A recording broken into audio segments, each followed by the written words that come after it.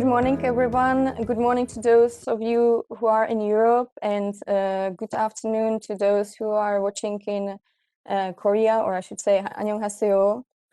My name is Dr. Teresa Novotná, and I'm a research fellow at the Korea-Europe Center at Free University of Berlin. On behalf of the Korea-Europe Center and on behalf of its director, Professor Eun-jung Lee, I would like to sincerely welcome you to our virtual event, 10 years of the EU-Korea strategic partnership, what to expect from a relationship in the next decade. The Korea-Europe Center was opened last year, and it is a collaboration between our institute, Institute for Korean Studies at Free University of Berlin, and of KDIS School of Public Policy and Management in Korea. This event is the second event this year within the 2021 Human Security and Development Forum. Firstly, the goal of the forum is to invite regularly politicians, diplomats, economic and other experts to debate current affairs related to the Korean Peninsula and to the EU-Korea affairs. But we also look at regional and global issues which are affecting Korea and Korea-Europe relationship. And the second goal of the forum and of these events is to also try to promote dialogue between Europe and Korea. Our first guest this year was Rector Federica Mogherini, former High Representative of the European Union for Foreign Policy. You can have a look on our website for the videos of this event. But in a way, there is no one better to discuss EU-Korea strategic partnership than two ambassadors who were in charge of this relationship. First of all, Michael Reiterer, who was EU ambassador to South Korea, and on the other hand, Ahn Cheong-ki, South Korea's ambassador to the European Union. Before I introduce the two gentlemen even further, Michael Reiterer has kindly shared with us a lovely video about launching a logo for the 10th anniversary of the EU-Korea strategic partnership. And I think this is a very nice introduction for this topic. So I will now ask my colleagues if we can have a look at this video.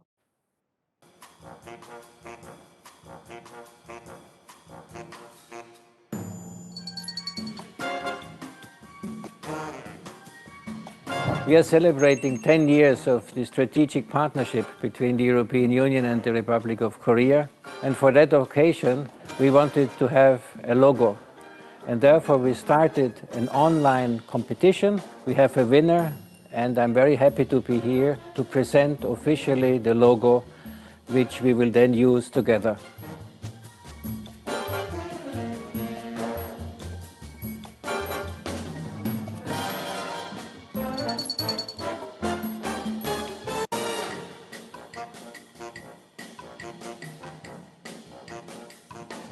오늘 한EU 전략적 동반자 관계 10주년을 기념하여 로고 공모전 시상식에 참석하게 돼서 매우 기쁘게 생각합니다. 최우수상 수상자이신 김지수님 축하드립니다. 만드신 로고가 양국에서 진행되는 다양한 그런 행사와 그런 또 홍보물에 널리 활용될 수 있기를 희망합니다. 많은 사람들에게 관심을 끌고 또 이 전략적 동반자 관계에 대한 중요성을 알리기 위해서 도전적인 용기 있는 디자인을 하고 싶었습니다. 네, 그래서 역동적으로 솟아오르는 분수를 가장 신경을 쓴 것 같습니다. 로고를 제작할 수 있는 기회를 모두에게 열어주셨다는 것이 참 저는 좋았습니다. Well, I must tell you that for the European Union, the strategic partnership is something very special. We only have 10 strategic partnerships worldwide. With a strategic partner, we want to work on a global scale. It's not just a bilateral relationship between the EU and Korea, but we want to work together for fighting climate change, to improve human rights situation worldwide. 특히 코로나 바이러스로 인해서 그 대면 공공외교 활동이 어려워진 상황입니다. 우리 외교부에서는 여러 가지 새로운 활동을 하고 있는데요. 우선 코로나 바이러스 그 대응을 잘 하고 있는데 그런 정보를 정확하게 이제 전달하는 트러스트 캠페인을 했고요. 또 다른 하나는 전 세계인들의 그런 연대와 협력을 강화하는 그런 목적으로 해서 Stay Strong 릴레이 캠페인을 저희가 진행했는데요. 이 Stay Strong 같은 경우는 아직까지도 SNS에 계속해서 전파되고 있고 많은 호응을 얻고 있습니다. 그리고 언박싱 코리아라고 해서 한국의 숨겨진 그런 역사나 전통 이런 부분들을 한국에 거주하고 있는 외국인 또는 주한 외교단들에게 좀 알려주고 상호 소통하면서 발전시켜 나가는 이제 그런 노력을 하고 있습니다. So thank you very much for the video. I think by the background music, one would almost say that the main character or one of the main characters of this short movie is Bond, James Bond. But no, as I mentioned, the one of the main persons is former ambassador Michael Reiterer. So welcome here. Michael Reiterer was an EU ambassador to South Korea from 2017 until last year. But he previously also served as EU ambassador to Switzerland and Liechtenstein, and was a deputy head of mission to Japan. So obviously he knows Northeast Asia and as we nowadays often say, the Indo-Pacific quite well. He also served in the Austria's diplomatic service, mostly in various trade-related posts. But I should emphasize that Mr. Reiterer, in parallel with his European and Austrian diplomatic career, also pursued his academic career, which I always very much admire if people can do both. He holds a doctorate from University of Innsbruck and is currently a distinguished professor at Center for Security, Diplomacy and Strategy at the Brussels School of Government, which I believe has opened just recently. But I'm also very happy to welcome our second guest, which is Ambassador An Chong-ki. Mr. An was Korea's ambassador to the European Union in 2015-2016, but he has had very long and distinguished career as a Korean diplomat in other places as well. In fact, when he served as ambassador to the EU, he was also ambassador to Belgium and Luxembourg.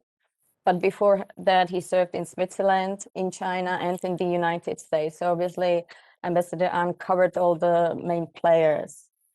He also was posted in various high-ranking positions within MOFA, within the South Korea's Ministry of Foreign Affairs. And lastly, he served as a vice minister in 2016 and 17. Ambassador An is currently a senior advisor in Kim and Chang, but he's also invited professor at Hankook University of Foreign Studies in Seoul. And I had the pleasure to meet Ambassador An several times in person, and I'm very happy that we can see each other at least virtually again. So thank you, both of you, welcome. The topic of our discussion is EU-Korea strategic partnership. The partnership celebrated, as you could see from the video, its 10th birthday in October last year. And I'm convinced that it has flourished over the last decade very well. But yet, at the moment, there are also new challenges ahead for both sides. Of course, it's how to deal with COVID-19, but also challenges such as climate change or the competition between the United States and China, and quite clearly a perennial issue of how to achieve peace and denuclearization on the Korean Peninsula, and how Europe can engage in that. So before we start a discussion, I would first ask both ambassadors to share their reflections on the 10 years of the EU-Korea strategic partnership from their own experience, but also how the relationship developed since then, since they have been posted to the EU or to Korea. And of course, to look what they think that it's coming in the next decade for the EU-Korea partnership. So I would ask each of you to speak maybe 10 to 15 minutes. and after that we will have a discussion. And since we already had some comments by Michael Reiterer in the video, if I may, I would ask first Ambassador to start with you. So thank you, and the virtual floor is yours, so to speak. Thank you, Teresa, for that kind introduction. And I have to also thank at the beginning Dr. Lee Eun-jung for inviting me to this meaningful webinar occasion. And I hope she will recover soon so that Yes. in the next occasion we could see face to face. And it's good to see you, Ambassador Reiterer. It was a nice video. And it is also a pleasure to meet our friends who are interested in Korea-EU relations. Thank you for joining. Talking about Korea-EU, rather Korea-Europe relations, the first thing that comes to my mind is that for Korea, Europe has been a benevolent partner all along in our history. If I mention a couple of examples, when the Korean War broke out in 1950, there were 16 countries which sent the combat troops to defend South Korea. Among those 16 countries, 7 were the European countries. More recently, when the financial crisis occurred in Asia in late 1990s, it was the European countries that made the most investment in Korea, providing much needed financial resources at the time. So this practice continues to these days, and currently the European Union is still the largest investor in Korea. Another point I want to mention at the beginning is that throughout our contacts with Europe, directly or indirectly, Europe has been the source of inspiration. Political philosophy and institutions, economic system, culture and scientific knowledge, to name a few, we owe many of these to Europe. I think this kind of inspiration is still ongoing. Maybe now, hopefully, it can be more reciprocal than in the past. Turning to Korea-EU relations more specifically, I would say in a word that our relations have been excellent. Korea and the European Union established diplomatic relations in 1963. It was the time that Korea's per capita GDP was around $100. And the European Union was also in its infancy with only 6 members. Both Korea and the European Union came a long way since then. Korea's GDP now is over $30,000, and the European Union is 28, now 27 member regional bloc. On the basis of this achievement, Korea and the European Union forged strategic partnership with important 3 treaties agreements, such as the Framework Agreement, the Free Trade Agreement, and the Crisis Management Participation Agreement. The European Union has, as Ambassador Reiterer pointed out in this video, European Union has a strategic partnership with only 10 countries. So I consider that a very privileged status. We cooperate not only in economic fields, but also in political and security areas. South Korea is now the EU's 8th largest export market, and the European Union is Korea's third largest market. As I said, the European Union is the largest FDI investor in Korea. More recently, in accordance with the Crisis Management Participation Agreement, Korean warship has been regularly participating in the EU's counter-piracy naval operation in the Indian Ocean off the coast of Somalia, securing the safety of the important sea lanes for both of us. So what to expect from the relationship in the next decade? I think strategic partnership means that we commit to work together not only to advance bilateral relations, but also to cooperate on regional and global issues. The two sides share values such as democracy, market economy, human rights, and international law. Based on these shared values, we can deepen our relationship in extensive areas. First, on bilateral level, we need to further strengthen our cooperation. The EU and Korea, at the government level, we have already about 40 channels of committees and working groups and dialogues. We need to activate these cooperative mechanisms. Secondly, on bilateral level, it is time for us to upgrade our FTA. Current FTA was negotiated in 2007 and 2008, and it entered into force in 2011.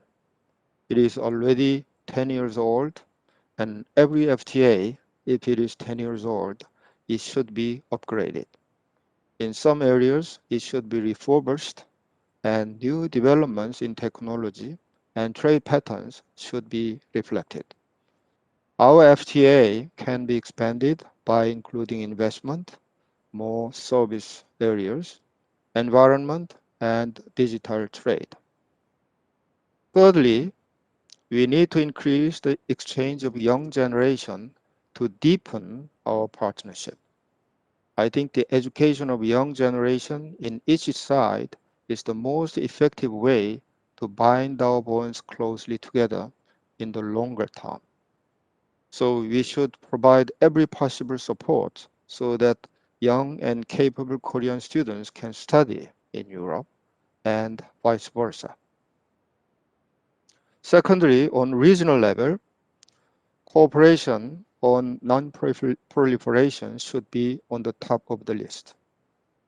The European Union has already been playing active roles on North Korean nuclear and missile issues.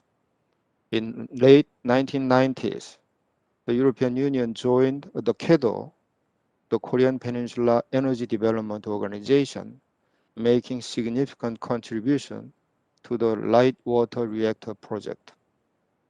During the 2006 and 2007 period, when North Korea was intensively developing nuclear bombs and its delivery means, the European Union and its United Nations Security Council members played important roles in the adoption of UN sanctions resolutions and also in applying its own autonomous sanctions.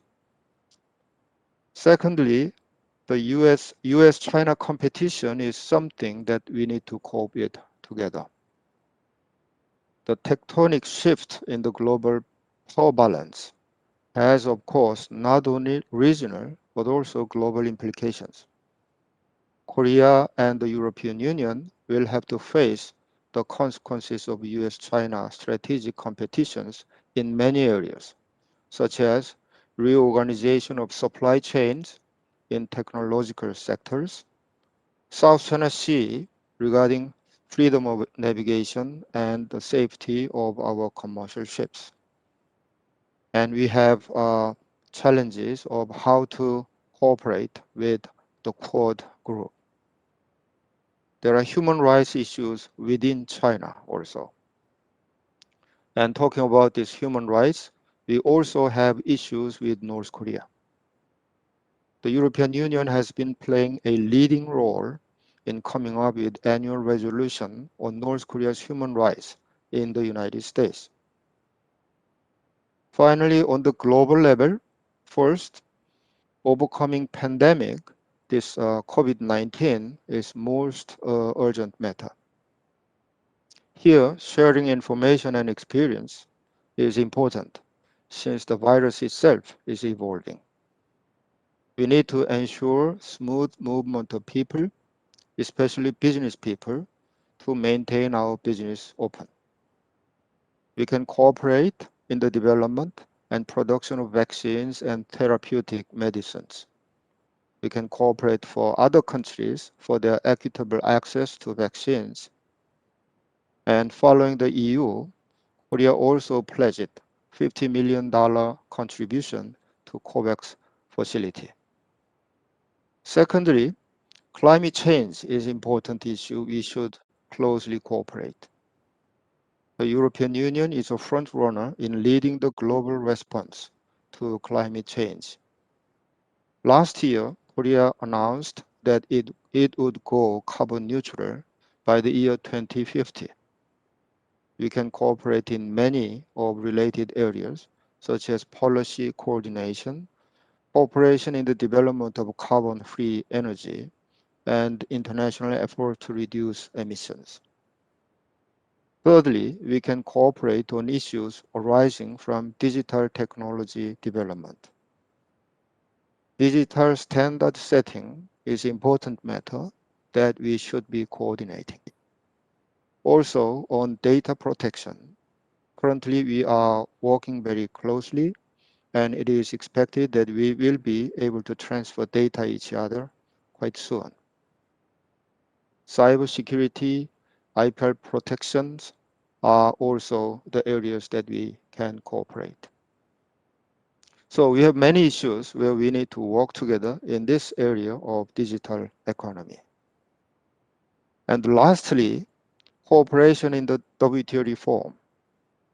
The WTO dispute settlement mechanism ceased functioning, and to regain the credibility of the international trading system, reviving the appellate body is an urgent matter.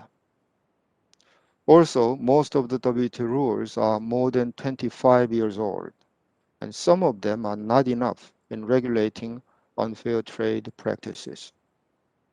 With the Doha round suspended, if this multilateral trading system is not improved, more protectionist measures will prevail. Both Korea and the European Union are strong supporters for multilateral trading system, and we can do many things together. And that is my initial statement. And with that, I'll give microphone back to you, Teresa. Thank you very much, Ambassador An. Thank you for bringing, both the successes and the, suggestions and challenges for the future. And I especially like the fact that you mentioned, bringing especially like young generations together on both sides, because this is also what we are trying to do at our institute and the Korea Europe Centre. And in a way, our center is sort of a product of the successful cooperation between Europe and Korea. In any case, I would like to now invite Ambassador Reiterer to expand on the remarks given in the very nice video. So thank you very much, and the floor is yours now, Michael. Good morning and good evening to Korea. My pleasure to be here, to work with the Freie Universität again, which I did in the past when I had a fellowship where I was working for a week on security issues, and the product at the time was a paper on security interests between Japan and the European Union. And I think it's as I have served in both countries, Japan and Korea, that's when I jump into that quickly, that would be an area where I would like to make a contribution and hope that there will be progress, because Korea and Japan should be on much better terms in the interest of security in Northeast Asia and in the interest of the alliance which we have in the region. Well, my good friend Ambassador Ahn already gave a very comprehensive presentation. While listening, I was trying to figure out whether there is anything where I could disagree upon, because that would always add a little bit of spice. But unfortunately, I think I agree basically on everything, and I will just now have perhaps a look forward. One issue which we had discussed in Brussels when we met several times during Ambassador Ahn's tenure in Brussels was that we have to make efforts to make sure that Korea gets also into the minds of policymakers in Brussels. And I think that hasn't changed.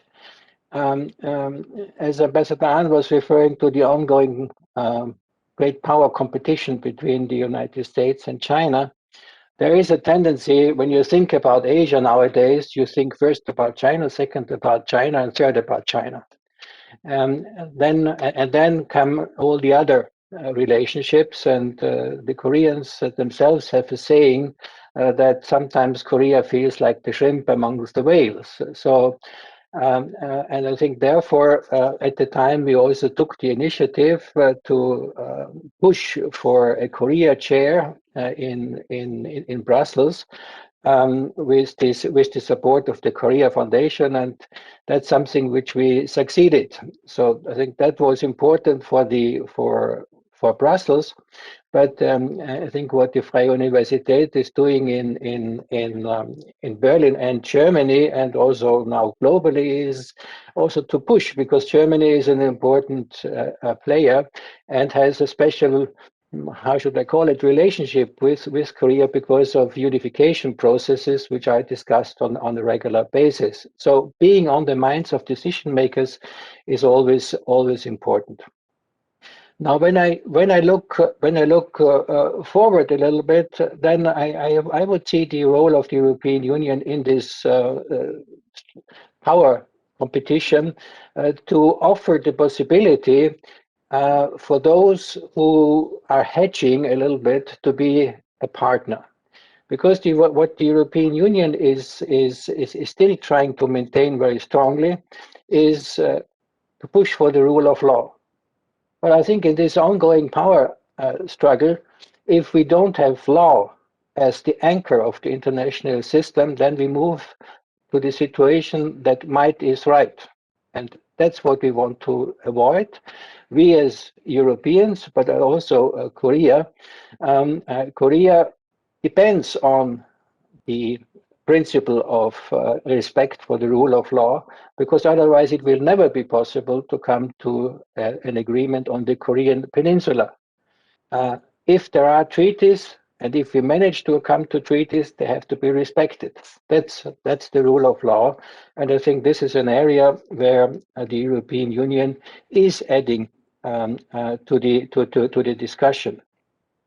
It is also important to strengthen the international system, and Ambassador Ahn was giving all these examples because, again, to avoid that might is right. If it is in the WTO, yes, I agree completely. I negotiated the World Trade Organization at the time, and after 25 years, we have to upgrade, as we have to upgrade the bilateral FTA. And I think there, Korea is also faced with the situation of the regional free trade agreements. Now, RCP, this is something which is more on the China side and is a light free trade agreement. And whereas the new version of the TPP, the CPTP, is much stronger. And I think now it will be up to Korea to find out how to join, and whether joining the stronger one, the deeper one, would not add to security in international trade relations. So that's something we will have to have in mind.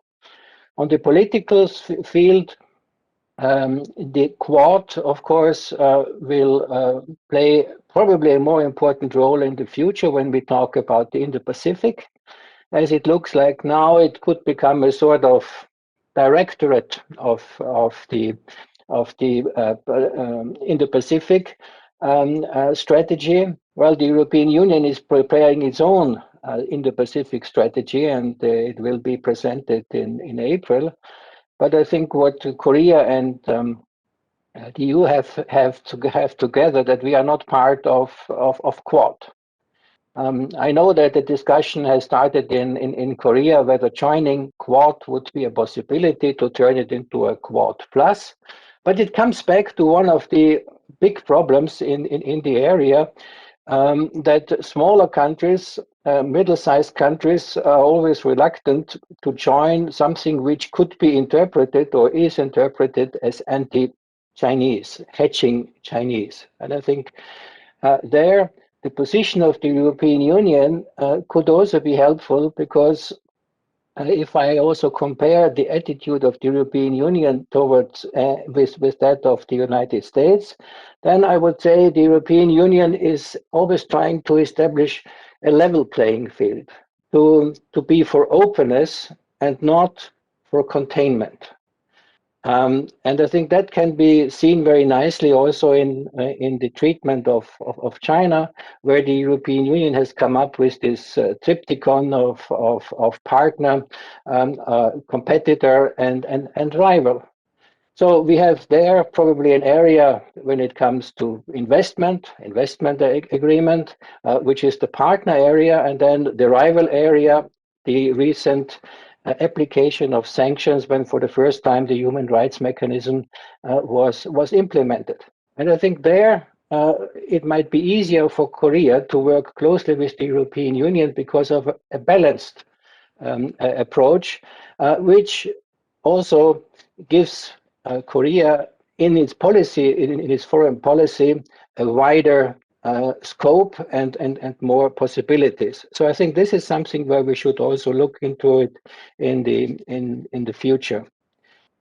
Other areas where I would see quite some interest in the future is whatever is called the fourth industrial revolution, where Korea is pushing ahead. Especially new forms of mobility, which is extremely important for both countries. If you look into the trade statistics, you would see that in both directions, cars are very important. But I think what we have learned in the past already is that we have to look for new modes of transport in order to overcome the CO2 problem. And there, Korea could be a strong partner or a stronger partner when it comes to climate change. It took some time to push and shovel Korea, I must say, to come up also with a Green Deal, which was inspired a little bit by the European Green Deal, to come up with a commitment for 2050, to come up with a commitment for a circular economy. And there is still one important step to make when it comes to the use of coal-fired energy production, which should not only be outsourced, which should not be outsourced to other countries or exported to the other countries. It should not be in place in Korea and should not be part of an export policy. So I think there we have still a little bit to work. But with the P4G summit coming up this year, I think Korea can make an effort to present a very round policy, which would then also be a contribution for COP26 in Glasgow, because we would like to see that it is not only an event, but that the event is transporting content. And I think this is an important issue. The cooperation in science and technology, I think, is progressing quite well. Horizon Europe offers new possibilities, and we can build on past experience. So in that respect, I'm hopeful And I would also hope that Korea can profit from the increased budget of the Erasmus portfolio, which has been increased in the new budget circle considerably. And I would hope that we can not only increase, once COVID allows it, the exchange of students, but also that I see more Jean Monnet professorships and centers of excellence in Korea, where there is still room to increase. Well, the security cooperation is important, but it is important also beyond the Korean Peninsula. Ambassador Ahn mentioned the cooperation in Atalanta, but again, I think there more could be done. Korea has been chosen for a pilot project in cooperation for cybersecurity, so I think there we will see further development.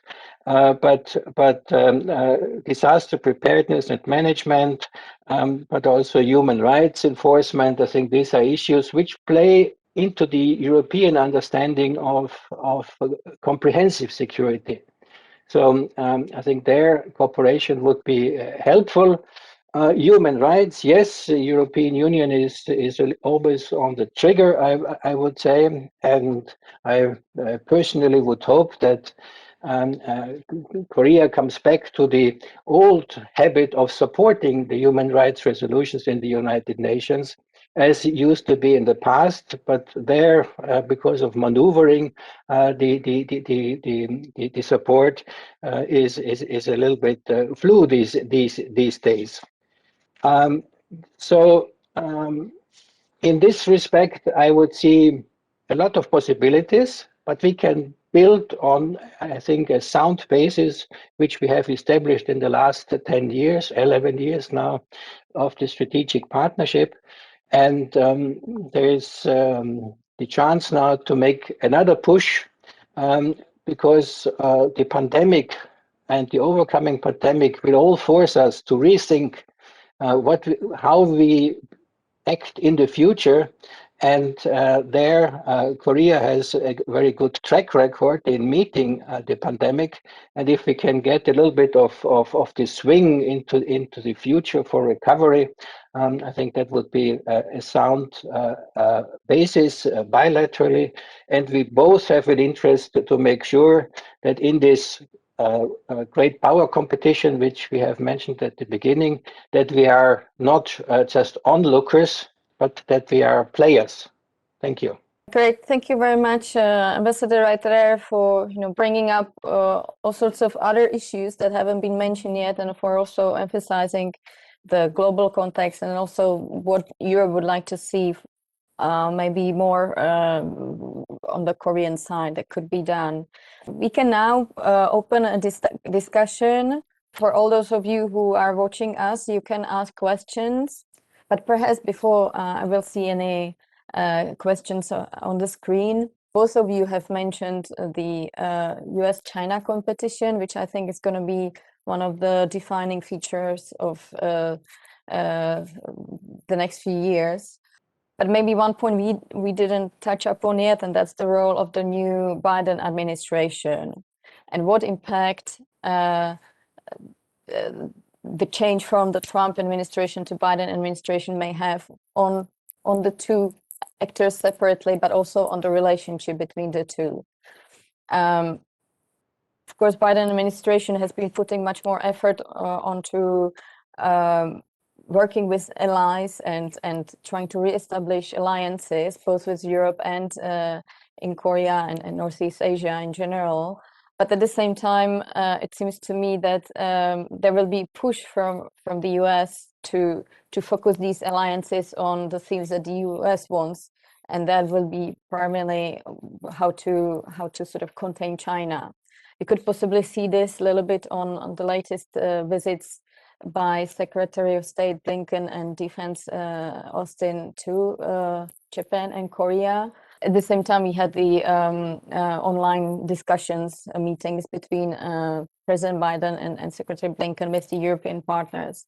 So what do you think how the relationship with the US will shape the EU-Korea relationship, but also sort of the alliance building on both sides. Maybe we can start with Ambassador An, if you would like to reflect on this. Thank you very much.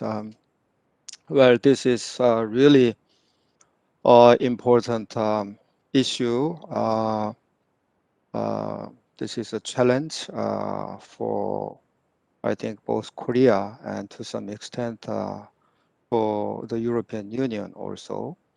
For Korea with the United States, we have security, treaty. We have treaty alliance relationship, and this is the most important relationship that Korea has with any, with any other country.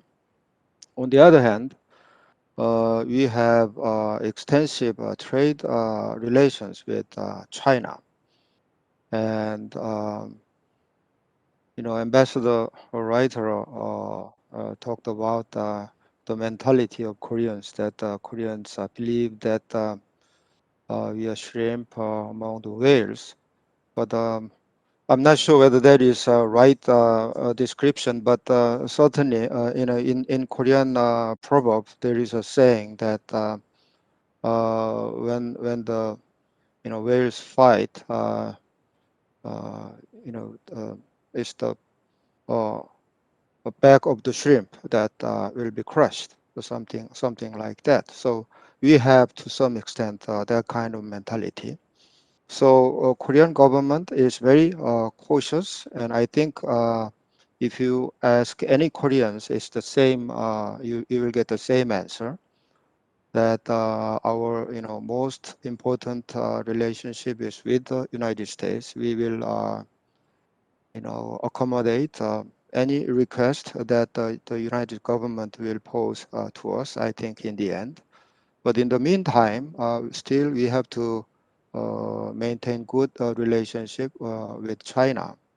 And talking about this Quad and also 2+2 meeting recently held in Korea, I looked at the joint statement carefully, the statement after 2+2 and the statement after the Quad meeting that was held even before among the 4 countries virtually. It was a virtual summit. And when I looked at this Quad statement, I wasn't quite sure about the nature of this Quad forum. I mean, as Michael, Ambassador Reiterer, mentioned, that clearly it is something that the United States government is working, to deal with China. But if you look at the statement, it's not that clear. It's mostly about COVID-19 and about climate change. I mean, the original theme of Quad, I mean, it started in 2004, I think, when the tsunami occurred. It was, the purpose was to overcome the natural disaster. And afterwards, it developed to some extent toward the security area.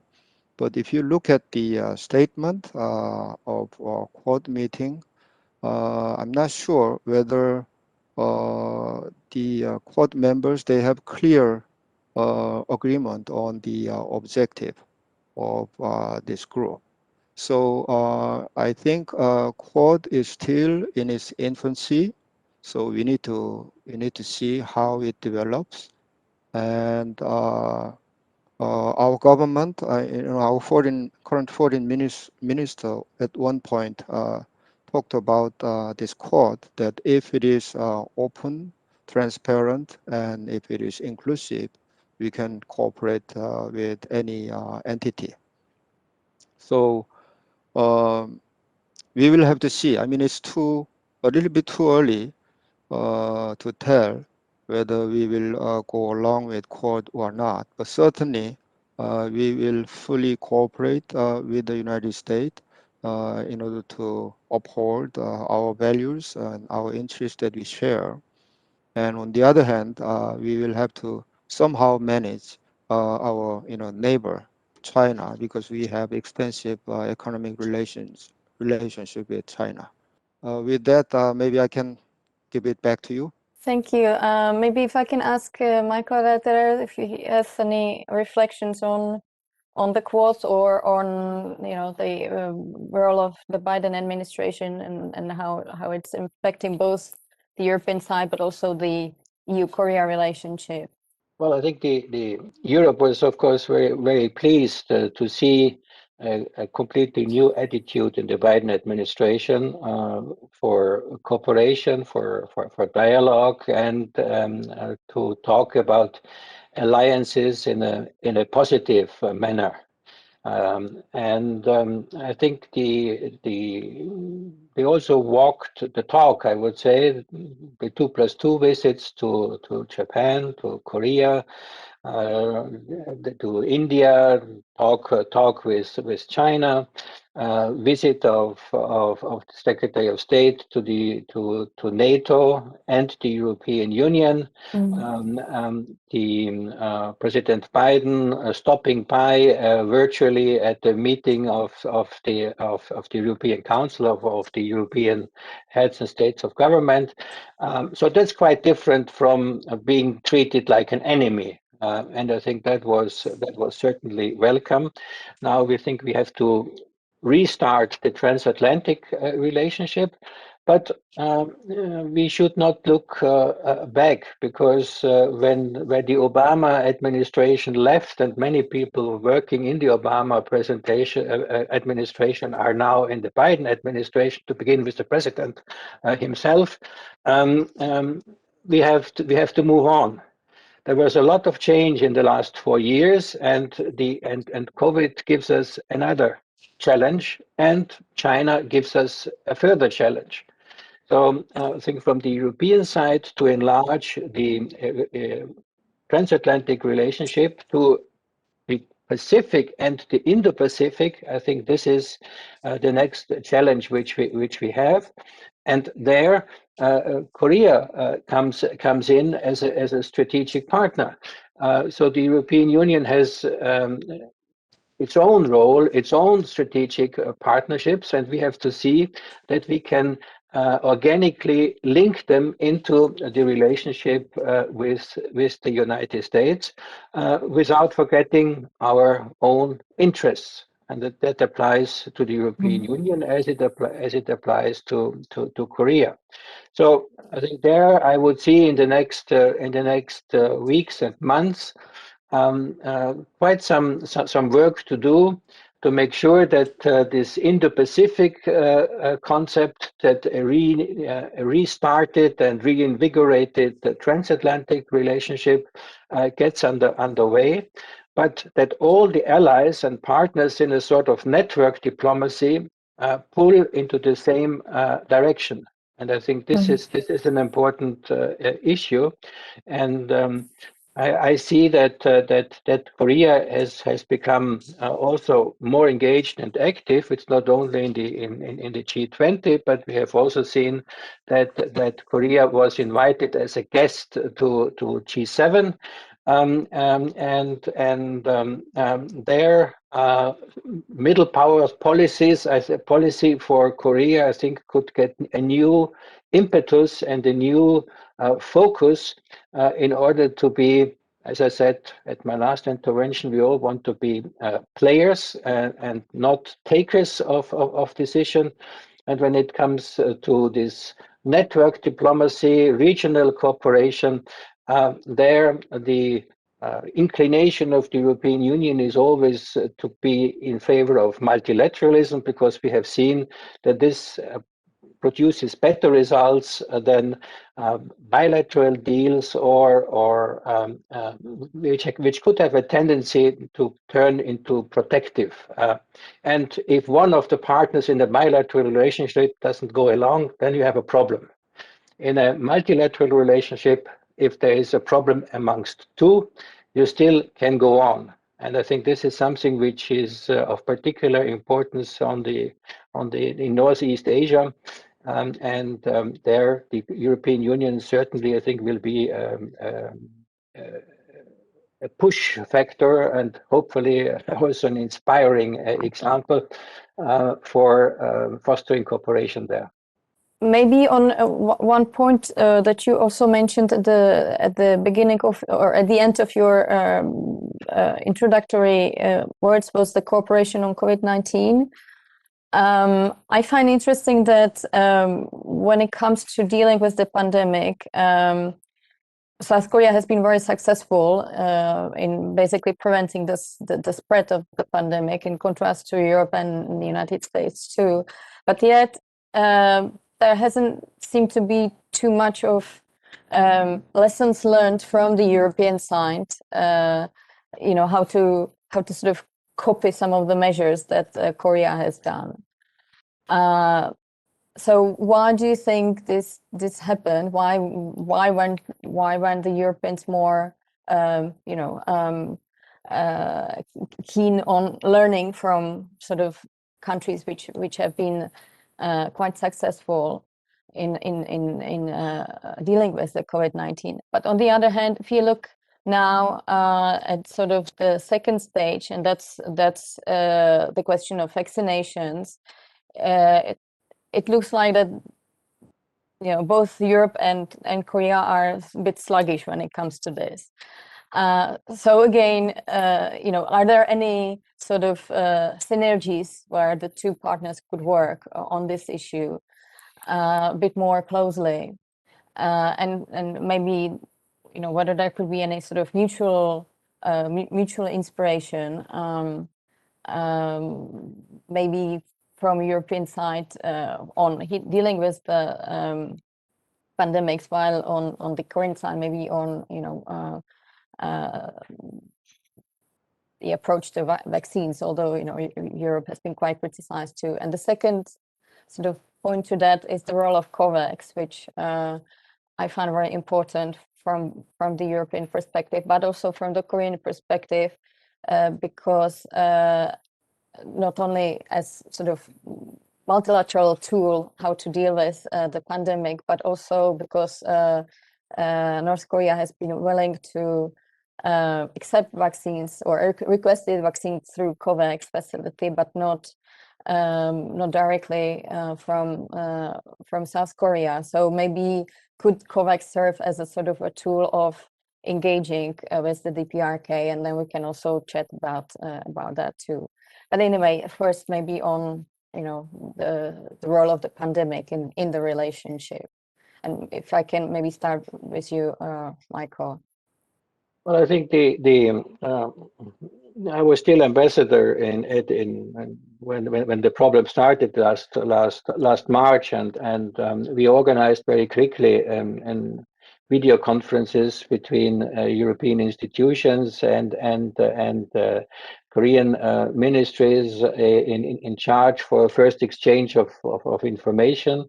I mean, what was clear that Korea had the sort of head start based on preparation already done and based on, unfortunately, on previous pandemics. So the laws and regulations were in place, whereas in Europe they all had to be created, set up. There was less of an experience, and also a slightly different approach, because if I take the important element of contact tracing, in Europe there is much more reticence when it comes to data protection than in Korea, where basically all the means at the disposal could be used for contact tracing. So there was a legal difference, and there is also a certain difference in which means you are willing to apply. But I think now we are moving into a different ball game, and the different ball game is to get into the vaccines, and vaccines contracts are signed, but vaccines have to be delivered because you can only vaccine. You can otherwise you cannot give any shots, jabs to anybody.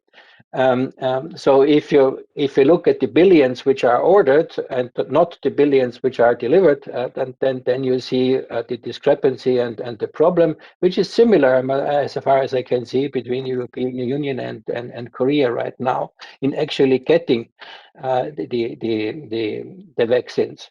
What is important is not to fall into export prohibitions. I mean, if you look at statistics, then you see that nearly 40% or I think 42% of the production of vaccines in Europe is actually exported, and the exports from the United States is zero. So one has to maintain an open system because you need for each and every vaccine, I think about something like 400 ingredients, and it's in the interest of mankind to keep these lines of trade open. When it comes to developing countries and cooperation with WHO. I think the European Union started out with Team Europe already a few months ago, underlining that we can only overcome the pandemic if we manage to solve the problem everywhere. Otherwise, we will have mutations everywhere, and they re-import it. The virus is not going to respect any borders. It's not making a difference whether you are developed or a developing country. And I think there the European Union was in the lead to get this process started. But now we have to live up to it. And within the European Union, with the United States, with Korea, and I think this is one of the challenges of the future. And for politicians, you have to find the right balance between taking care of your own citizens, because that's what the citizens expect from the government, and having the broader view in saying, well, we cannot solve the problem only domestically, we have to do it globally. And I think there, the thinking in Korea is very, very similar. Thank you. Maybe Ambassador Ahn, if you have any thoughts on dealing with COVID-19 and vaccinations, and also possibly the COVAX mechanism.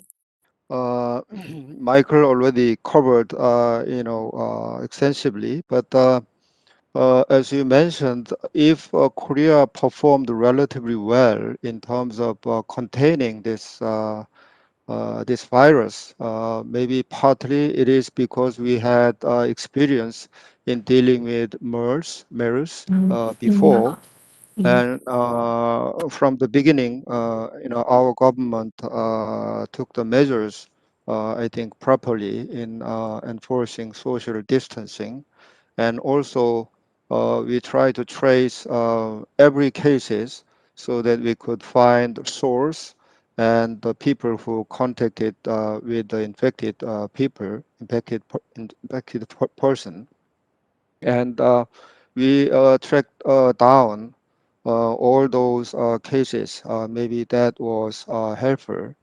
Currently, up until now, we have about 100,000 people infected, and about 1,700 people died because of that.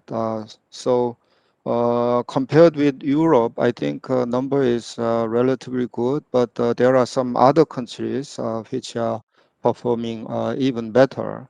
In some other, Asian countries are doing quite good in this front.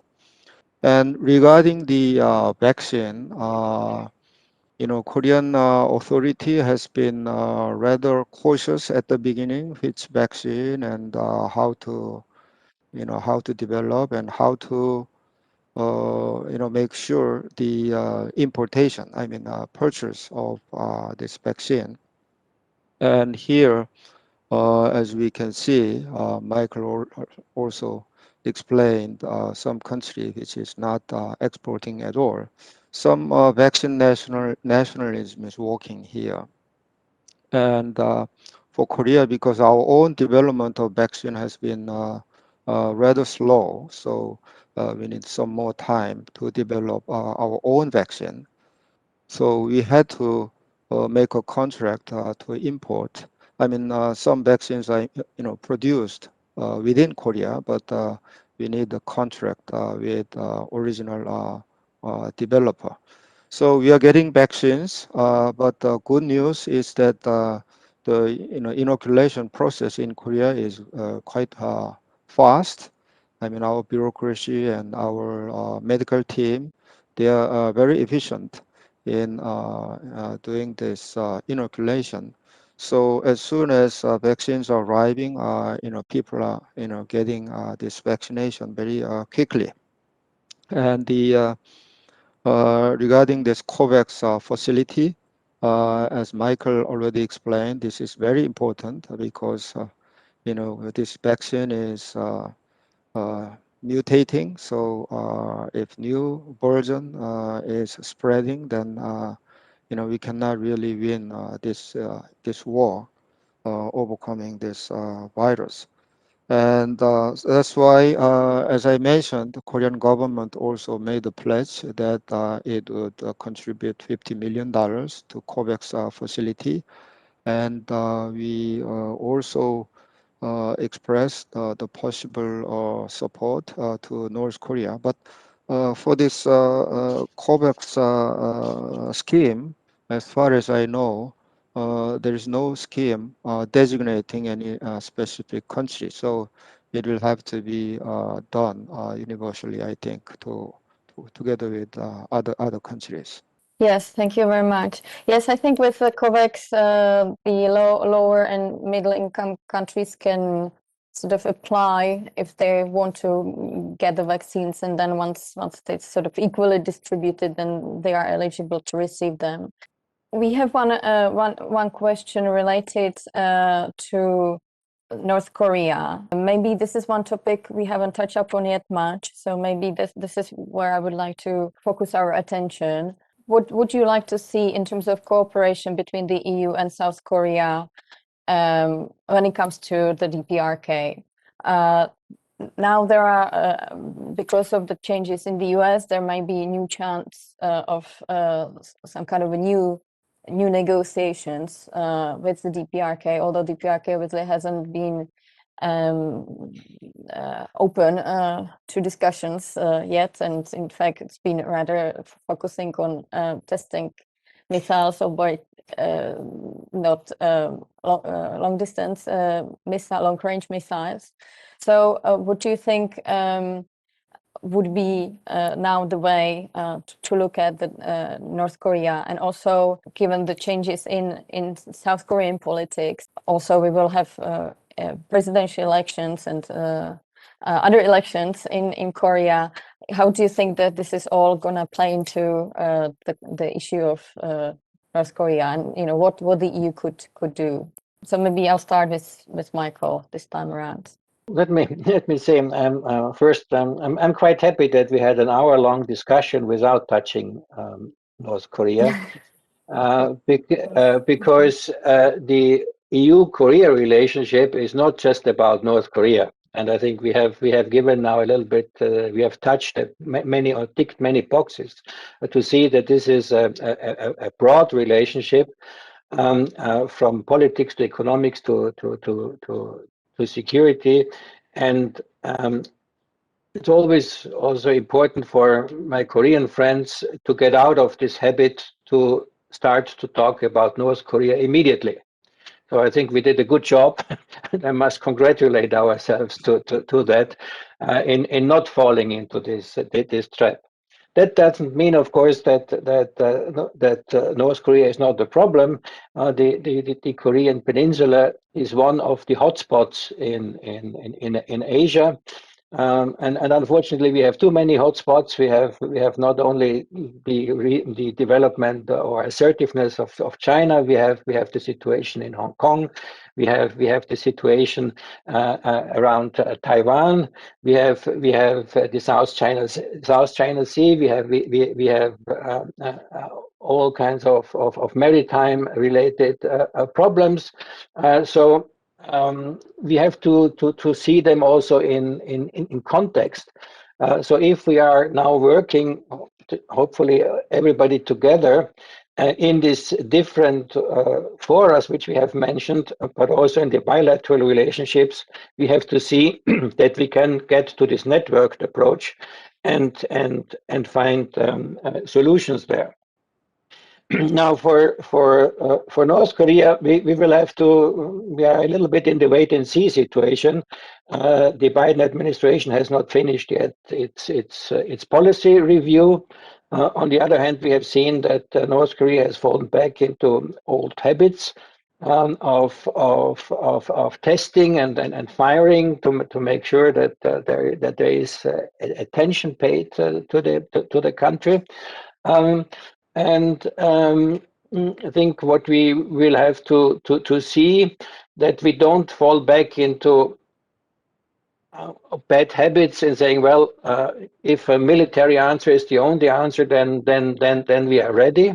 We had fire and fury and had then a long process to move back to this summit diplomacy of President Trump at the time. But if we make an analysis, what has happened ever since, well, I think the weapons and missiles development in North Korea has continued without being hampered. So any policy review, in my view, has to look at the situation that whatever we have tried in the last decade, it hasn't worked. And therefore trying to come up with a sort of new approach that will be the challenge. The challenge will be primarily between North Korea and the United States, and South Korea as a direct party. We will have to see that in this great power competition, China is not pushed out and in a role of being an even more unconditional supporter of North Korea, because that would strengthen North Korea and would weaken the possibilities for an agreement. So I think there are many challenges out there to work on trust building measures, if they have worked to a certain extent, to set up a negotiating process, which I guess should be a multilateral one, but not reviving the six party talks, in order then to come to a deal where denuclearization has to be the final goal. But I think one has to find a solution on how to organize the steps to get to the final goals. Then when we move in another phase to the implementation of a deal, I think this is an area where I could see a role for the European Union, but that's already down the road. I think helping in trust building measures is the more immediate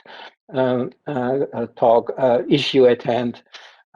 Once we are in a different ballgame, I think the European Union then can come in with experience in integrating Europe and so on. But that's a long shot. So we have to concentrate on the more immediate future, which I would see trust building, not maneuvering in a way to push everybody in one corner where it is difficult to get out. We had that already. And being of help where help is requested or where help is welcome. I think that's what the European Union can do, but the European Union will not be the game changer, but I think it can help that the game changes. Yes, and just maybe one additional question to that. During our first event, we had Mrs. Mogherini, and we asked her questions about North Korea, and also including the fact, whether there would be a chance that the EU nominates an EU ambassador to Pyongyang or EU special envoy. And she was actually saying that would be a good idea. Of course, it hasn't unfortunately happened while she was in the position where she could have maybe influenced that. But would you see that something like that could be useful, or should the EU have like a new strategy for the EU for the Korean Peninsula? What could the EAS, your former employer, do in that regard as quickly as possible, hopefully? Opening more channels of communication would certainly be helpful, but again, we have seen you cannot force North Korea to engage. But opening more channels of communication, yes. Accrediting an ambassador to North Korea, like many member states have, I think would be a useful step. But by the way, this is not something which can be decided unilaterally within the EU. You have to have the support of all the member states to do so.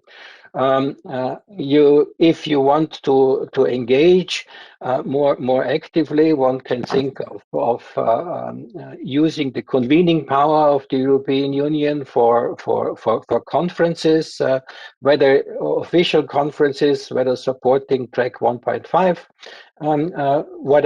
whatever is needed. If I look around, and many of the engaged countries have special representatives who take care of that problem, because it's very intensive if you have to work on that, and a foreign minister or a high representative cannot devote probably as much time as would be necessary. So a special representative, I think, could play a role. Restarting dialogue when North Korea is willing. Until 2015, there was a political dialogue between the European Union and North Korea, which has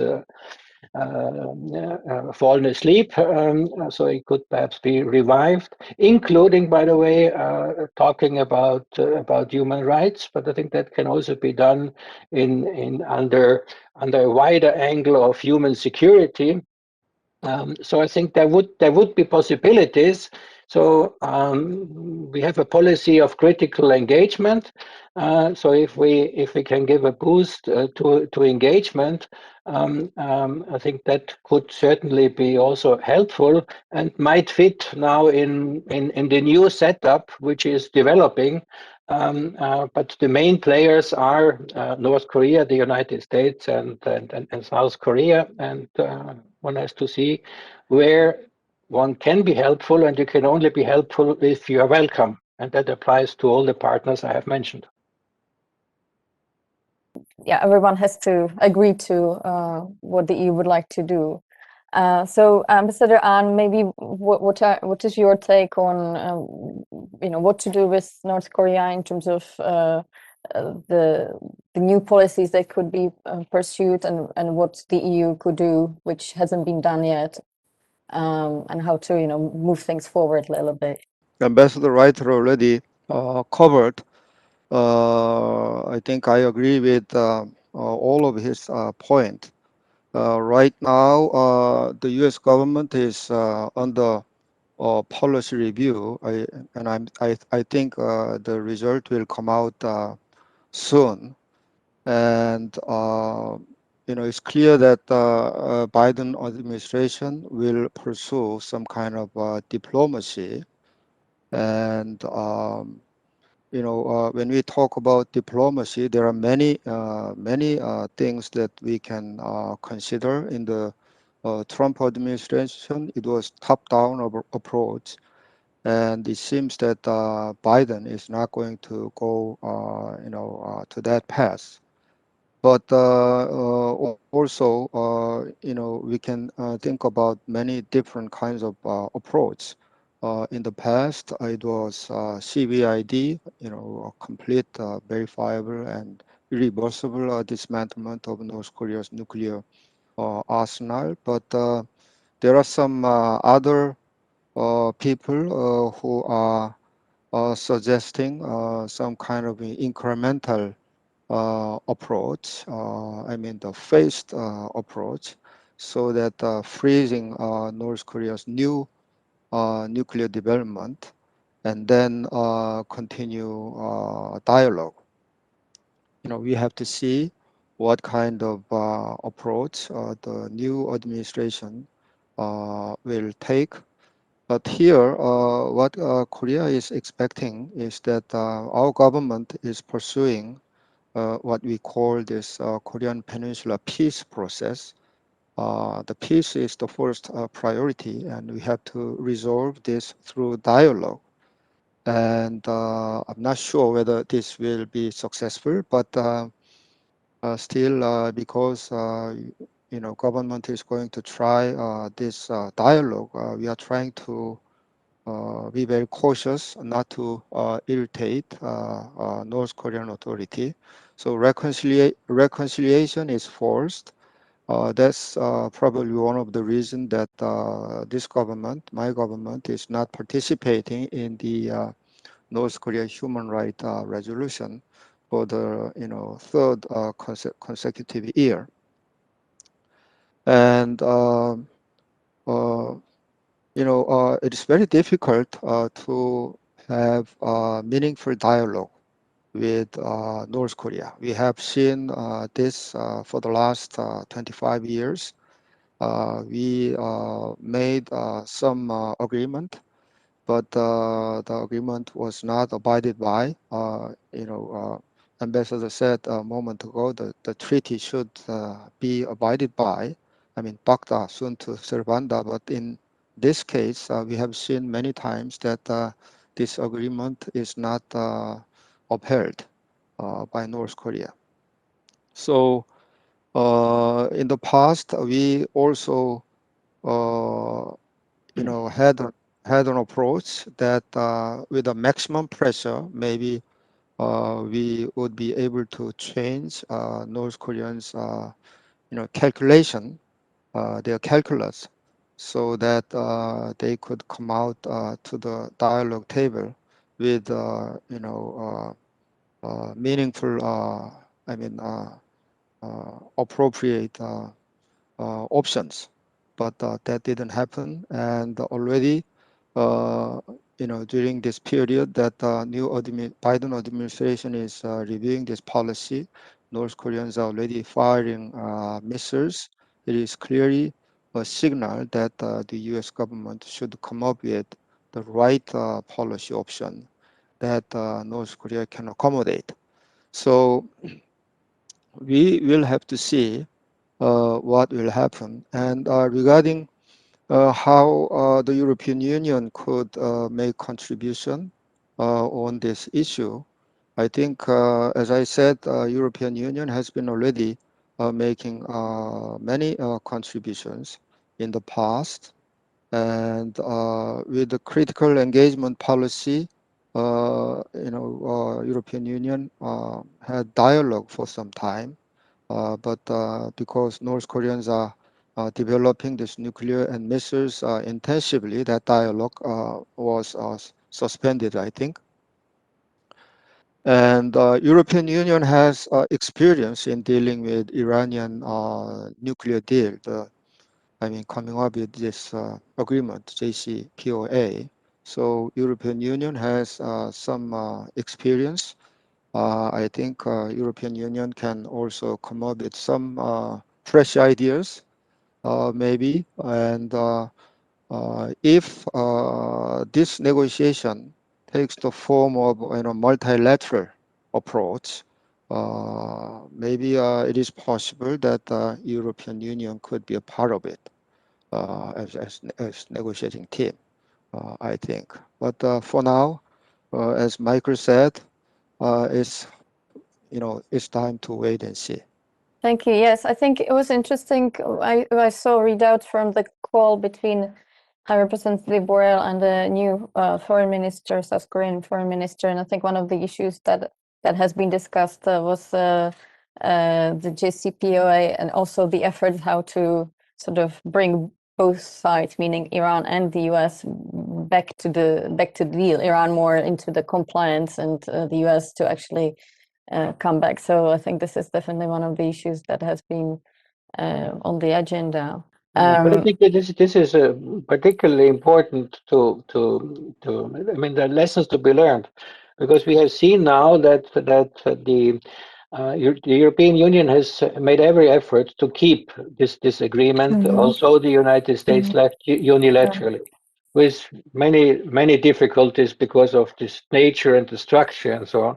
But in terms of geopolitics, what was the consequence of this dropping out and weakening of the links? Well, China and Iran signed an agreement of cooperation for the next 25 years. So is that really the result which we had wanted? And I think this shows us that in times of geopolitics, we have to always have the wider picture on our minds, because otherwise we create effects or side effects which are completely detrimental and exactly what we don't want. That's a excellent observation. One other issue which is related to EU-Korea relationship, but it, in a way, has quite wide implications. Now, I would be curious to hear. It's related to trade. And you know, Ambassador Ahn mentioned in his earlier talk about upgrading the EU-Korea FTA. But there has been one specific issue which has always been difficult for the EU, and it was the approval of the ILO conventions that Korea for quite a long time hasn't implemented. Now, except for one, the Korean National Assembly has agreed to the conventions which are related to forced labor. And why I'm saying that it's related to broader issues, because I think at the moment there is a big discussion between the or within the EU about the potential investment treaty between EU and China. And one of the outstanding issues, or the most controversial points, is how to deal with the forced labor, and of course the questions of Xinjiang. So do you think that actually the way how EU and Korea in the end managed the FTA and also the question of the forced labor and ILO conventions could actually be some kind of lesson learned for the EU and China? Or is the EU and China, you know, investment treaty and the relationship totally different, and therefore, you know, there's not much much of the, you know, parallel in there? Well, there are of course some similarities, but there's a huge difference. So the similarity is that in the agreements the European Union is concluding, there's always a sustainable development chapter, and adhering to international labor standards is part of it. Now, with Korea, we had the situation from the beginning that candidate Moon Jae-in has said he would like to ratify the conventions. President Moon Jae-in was making efforts to do so, but it was very difficult to get this ratification through the Korean parliament because there was no majority, and that majority changed after the elections, and then there was ratification of three out of the four. In parallel, there was an independent commission which actually had recommended to Korea to ratify the conventions, which I think Korea should do for two reasons. First of all, as a member of the ILO, that's the best reason. And then it was reconfirmed in the free trade agreement with the European Union. So the political message for the European Union is that the sustainable development chapters in free trade agreements matter. Now, the forced labor convention, there you cannot make any comparison between Korea and China at all, because the issue in Korea was that a concern that because of the obligatory military service, there could be an issue of forced labor if something is produced by the military. And this has nothing to do with the situation on the ground in China. And you have seen that the European Union has activated for the first time the human rights mechanism because of the situation in China. So forced labor, don't put it at the same level. It has nothing to do with each other. But the important message is ILO conventions should be adhered to, and this is part of the investment agreement the European Union has concluded with China. Insofar there is an issue which is common and which shows that they can be implemented, but please, forced labor, completely different ballgame. Yes, well, I've seen some, tweets trying to say, oh, the success of the EU-Korea FTA in terms of ILO is kind of a good example for possibly Kai. So I'm glad that you sort of explained the differences. And maybe my last question, and then you can also add what you would like to add as your concluding words. And I would probably start with Ambassador Ahn. And that's a question of, collaborating with other like-minded partners. So not just EUKorea, but also other countries. And specifically, I'm referring to the relationship with ASEAN, because it looks like that current Korean administration is quite keen on the new Southern policy, sort of expanding relations with the ASEAN countries, while the EU also in quite recent times have been focusing a lot on EU-ASEAN cooperation. And in fact, since I think November last year, ASEAN has become an 11th strategic partner of the EU.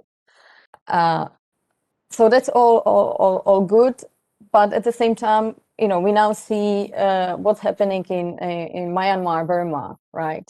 So how can you reconcile all of this, and how can you really expand collaboration with, say, other like-minded partners, which especially in terms of US-China competition may face similar predicament of being pushed, to choose one side or the other, but yet they are not, themselves, 100% there where we would like them to be.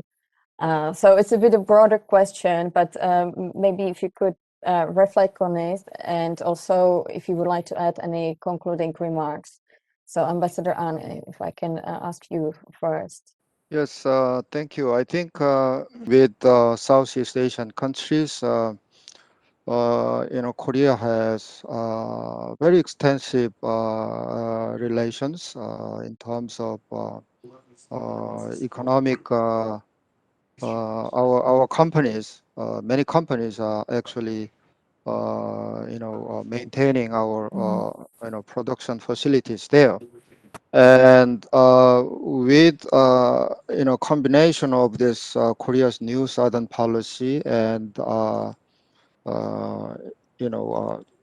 this 11th strategic partner for EU, I mean, there is a special meaning for the European Union also in regard to its relationship with ASEAN countries. So I think we can do many things together when our companies go out to do business. Maybe there will be some areas that we can do together economically. So that is some area. We have technology and also capital. So there are some areas that we can combine, I think, and that is our work that we have to somehow work out. And on the Myanmar, situation, our government also expressed a strong concern, and the situation is getting worse, it seems. So, we will have to work together in the international fora so that we could end this very inhumane situation. maybe that will be my comment on your question. Thank you.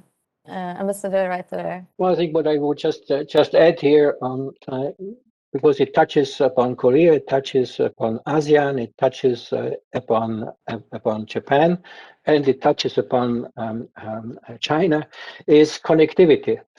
I think this is an area where real win-win situations can be created. Also, then in the larger context of the Indo-Pacific cooperation, and I think this is also an area where I would see that the European Union can be an active player. In trying to establish synergies with the countries I have referred to. Ambassador Ahn mentioned the new southern and northern policy of Korea, which is part of connectivity. ASEAN has a connectivity concept. Japan has an infrastructure project, and if we put these together, and if we get out not only synergies in the use, but also in the way the money is used, that only sustainable projects are financed, that environmental standards are respected.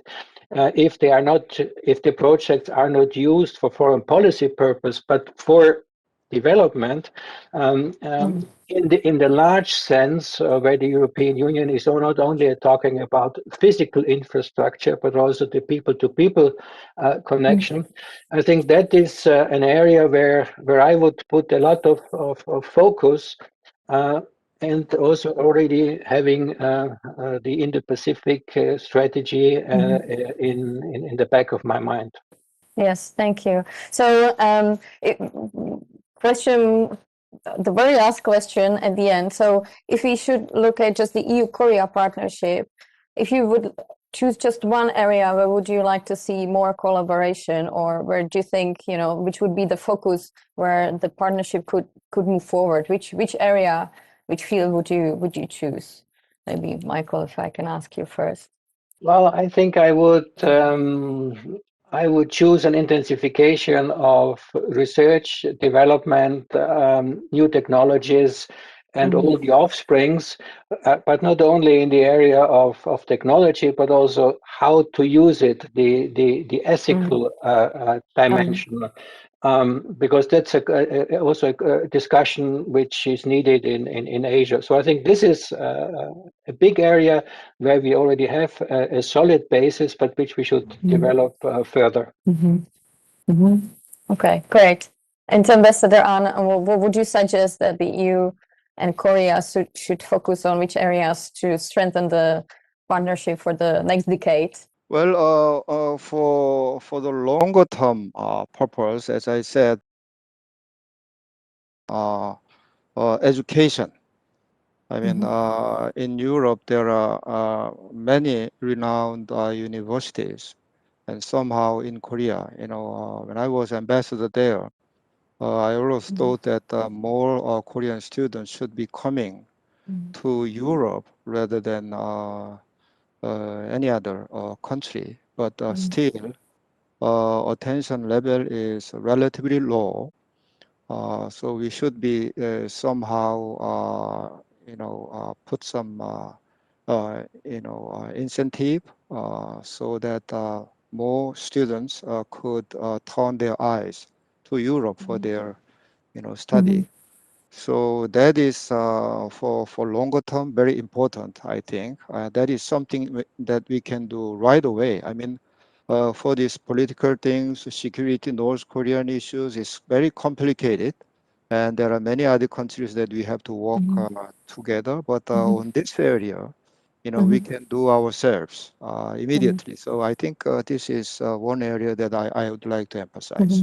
Thank you very much for emphasizing the academic side of things, the educational side of things. Of course, this is what's very dear to our hearts. But also thank you to Michael Reiterer emphasizing sort of the the practical side, the technology and how to implement it, how to use it, because I think both of these things will really bring the EU-Korea strategic partnership forward, even to flourish it even more than it has been flourishing until now. So with that, I would like to conclude our session. I would very much like to thank both of our guests. Ambassador Arne, 감사합니다. Thank you so much. And vielen Dank, Michael. And I hope it's not the last time that we see each other. Thank you to all of you who watched and listened to this event. We will have videos from this event, so you can also look at it later on. See you soon at the next session of the Human Security and Development Forum. Thank you.